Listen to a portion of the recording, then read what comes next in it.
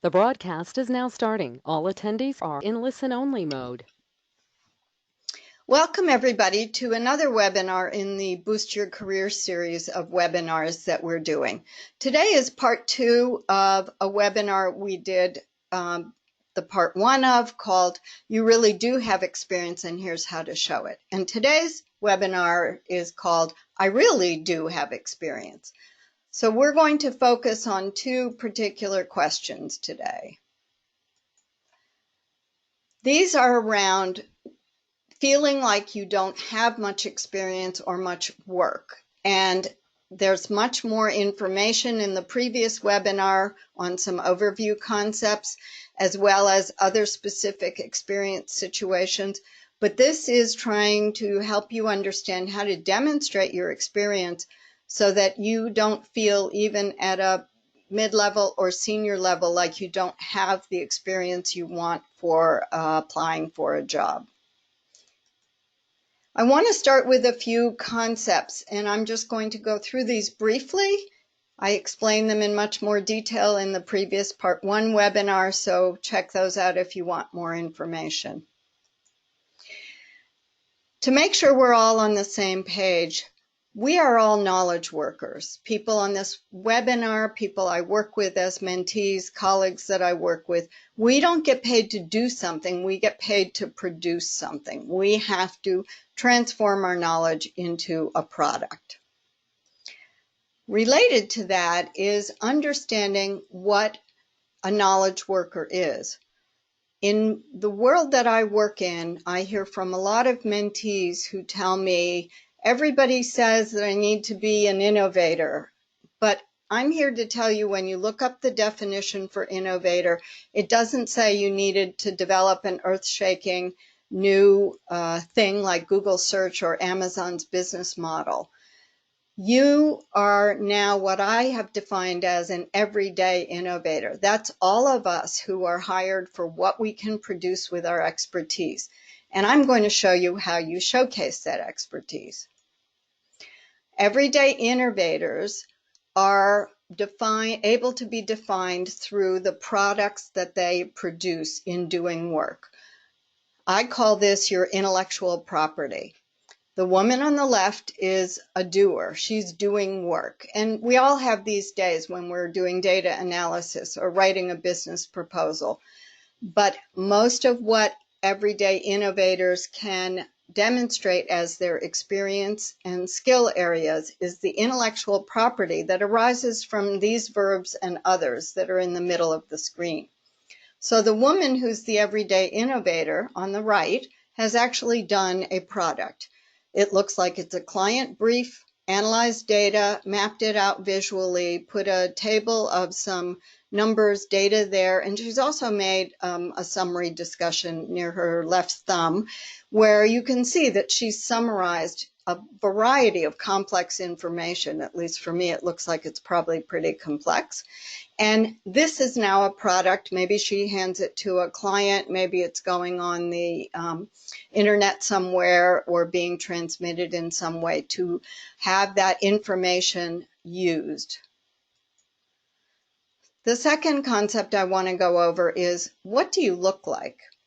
I know most of us want to think we're everyday innovators. Yes, we're polished. Yes, we're resume and CV update is done. Yes. And yes, those are 2 great things in my books. But sometimes when I get to mentees, they tell me, yes, they had their resume looked at or they just finished updating it. And I see a little girl playing dress up. Now, you can hear more about this in the previous webinar. What I want to focus on especially is the bottom right phrase, self-value judgment words. These are words where you're making a judgment about yourself using an adjective, but there's no evidence-based results in there. So you can tell me you have a proven ability to manage multiple projects, and I maybe because I'm an evaluator, I say to myself, well, what does that mean?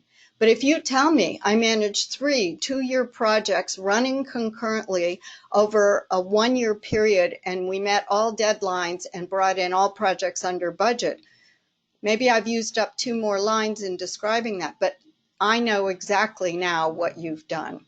So we're going to help you unearth your experiences as we go through this section of answering the questions on the general topic of I don't really have experience. Within this topic area, I have several subtopics that will demonstrate, and I'll show you in detail the before and after examples of solutions for making you move from these self-value judgment words, empty buzzwords, and thinking you don't have experience to how and in what way you can actually demonstrate it. The first area is one I call Don't Make Me Do Your Work For You. And by this I mean make it easy for the reader or the listener to understand and find out information about you. This top left corner is a piece of a resume that I got. It has 8 bullets. There was with this mentee, we finally revised it to follow the solution I have in the top right corner. 2 to 3 tasks comprise 75% of your work time. Describe those big tasks, put your accomplishments underneath, and then it's easy for someone to find out what you're doing and what most of your work was about. You can see this person worked as a content partner after getting a contract for Facebook. She's got 2 successes under that. Implementing social media and website management, that's more internal to her organization, but also the successes and the work that she did under that. It's a much clearer way for the reader to see your actual experience than to create making the reader create a story from 8 different bullets. The second area under this is spend your space wisely. This goes along with Don't Make Me Do Your Work For You. The top left corner, that first resume you saw, you can still see there's all this education and there's a certification course and now there's the certifications and then there's work experience and I have to look hard. Oh, she was an intern. Oh, she went to Peace Corps. I don't know till I get towards the bottom of the first page what she's actually done and what she's focusing on. We took the same amount of space, 2 pages, wove together what I call a bio paragraph or a summary paragraph that allows her to tell her story. She shortened her education, put a little geographic experience, and then when she started her experience, you can see she led with what did she do and for how long. And then I see very clearly, oh, she's in disaster management. I see that right up front in her story. She went to school. She's got a degree, and now I see she's been working in it. So you can wisely spend space, but don't skimp on telling your story. If you want to include certifications and skills and things like that, put that towards the end. Those are less important than telling a compelling story that actually reflects your experience, not things you participated in. This section I call Show What You Own and Own It. And this is all around intellectual property, how you're going to demonstrate and showcase your products that come out of the work you've done. You saw this top left corner in the first example I gave you, the 8 bullet version. And I highlighted some things that show you how with making a longer resume, what I call your full CV, you will have a section. In her case, she had 2 separate sections, reports and presentations, and then administrative and training tools. She mentioned that she provided report writing. In actual fact, she had done an annual report chapter, and that's a big deal to do a report chapter for an annual report. So she now has a product there. She created SOPs, standard operating procedures, but now we see she did 4 of them. We see exactly what she did them on in social media and what was important. And most interestingly, until we worked together, she didn't realize that she had never mentioned developing 2 training tools for this internal staff that were important for them in terms of their ability to do the work in the organization. Another solution you want to remember is include everything you've done. Here's a resume I first got from a new graduate student. She had done a publication, great. She had a great opportunity as an undergrad. But the 2 circled areas show 3 different positions and opportunities she had where she did work, and she hasn't even mentioned that. So as soon as we revised her resume, she now has a full page of what we titled Publications, Reports, and Presentations. You can see the box at the bottom. She's done a lot of presentations. That shows that she's an experienced presenter. But on top of this, this information then gives you a way to summarize for your resume, which is a shorter version of your long CV, how much you've done. When she can talk about presenting over 2 years, presented 7 different times at regional, state, regional, and global conferences, for example.